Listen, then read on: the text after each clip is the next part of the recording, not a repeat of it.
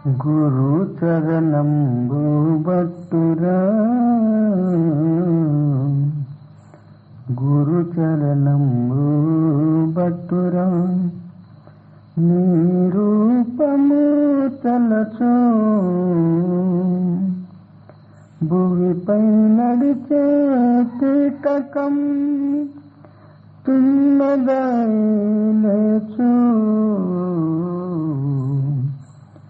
గురు చరణంబు బట్టురా.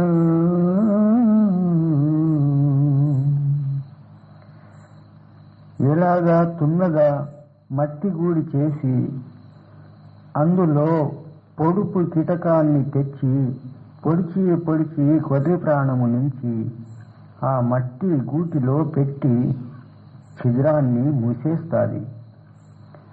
మళ్ళీ లోనయున్న కీటకము 30 రోజుల తర్వాత తుమ్మెద రూపము ధరించి బయట వచ్చి లేచిపోతాది.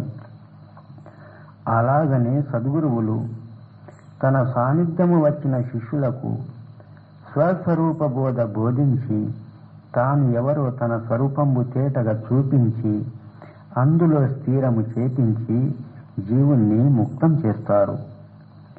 శిష్యుణ్ణి తన రూపముగా చేసి తీర్తారు.